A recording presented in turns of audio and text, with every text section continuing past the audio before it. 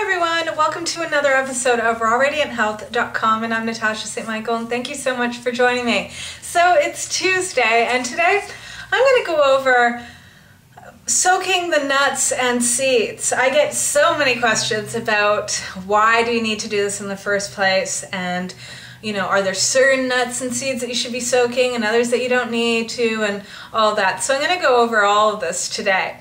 Now, the main thing is that in the raw food diet, it is recommended that majority of nuts and seeds should be soaked before you eat them.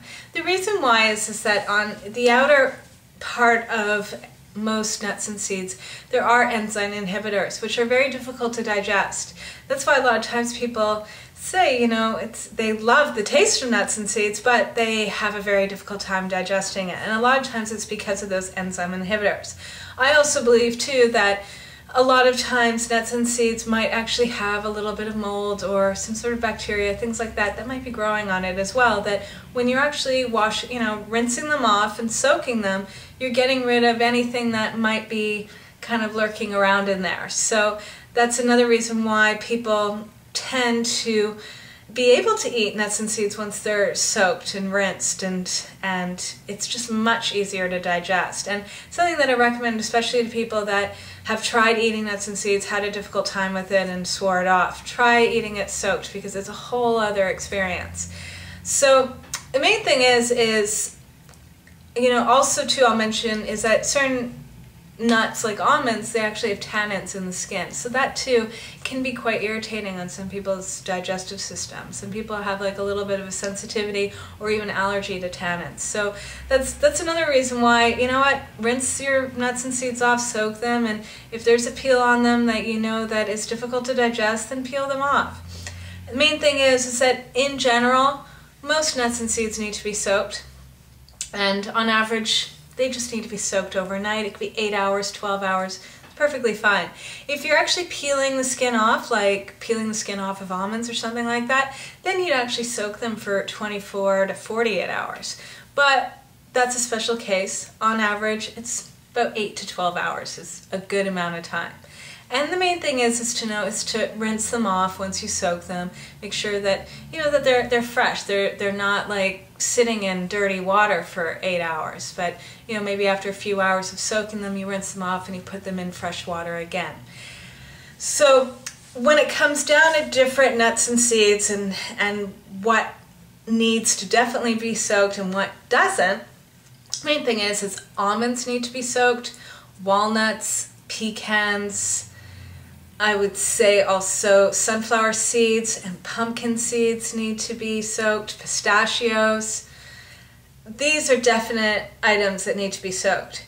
The ones that don't, out of the nuts, I would say Brazilian nuts don't really need to be soaked unless you want to soak them and you're making them into something that's creamy. That any kind of recipe that calls for your nuts or your seeds to be soaked, a lot of times it has to do with getting rid of the enzyme inhibitors, but it also has to do with getting a creamy consistency. So like let's say you're making like a nut pate or a nut spread or something like that, it's a lot easier for the blender to blend it down into a smooth texture if it's been soaked. So something like Brazil nuts, you don't necessarily need to soak it if you just want to eat them, but if you were to use it for a recipe that calls for it to be soaked, then definitely soak it.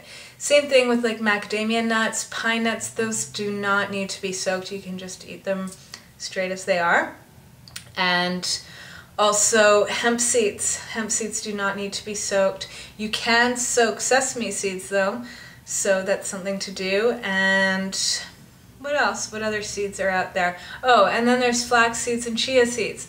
Those seeds you need to soak because you want to get them gelatinous. The reason why you use hemp seeds or chia seeds is for that thick kind of gelatin pudding kind of consistency it has. And it's really great for binding certain ingredients together. That's why they're used in crackers, things like that. So that's definitely going to get soaked as well, and it's easier to digest. So that's it. I mean, keep it simple. You don't really need to worry too much like, oh, you know, what if I soak this? What's going to happen? Nothing bad's going to happen to anything, even if it doesn't need to be soaked. And one thing you can do too, like I a lot of times soak the nuts and seeds and just eat them as they are. But you can actually re-dehydrate them. You can actually even leave them out sort of like in a colander. You can leave them out for a few hours after being soaked, and they can actually sprout, and then you can re-dehydrate them.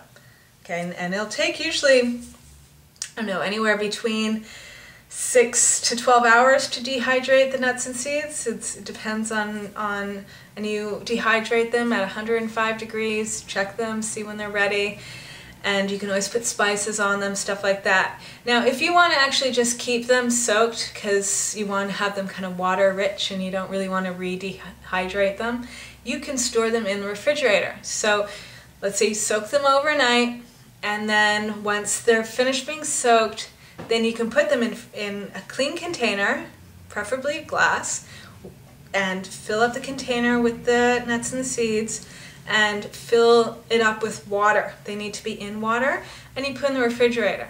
Every day you got to change that water, because that water will start getting gross and it'll go bad quicker.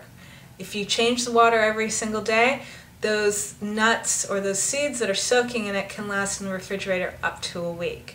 You can also,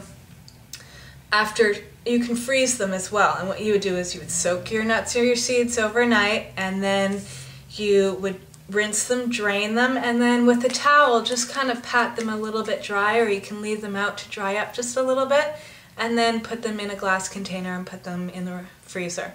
And they can stay in the freezer for, I would say, maybe like 3 months. So these are different ways of using the nuts and seeds, but really it's a great way of, you know, just making sure you have a well-rounded diet and not to avoid these things because you had just one bad experience. Sometimes by trying different things out, you'd be pleasantly surprised to see that like how much easier it is on your body just by soaking them in water overnight, how easy it is to digest it, and you have no problems at all. Alright, so these are my little tips of the day about the nuts and the seeds, and I'm wishing you guys a fabulous, fabulous day, and I'll see you tomorrow. Bye!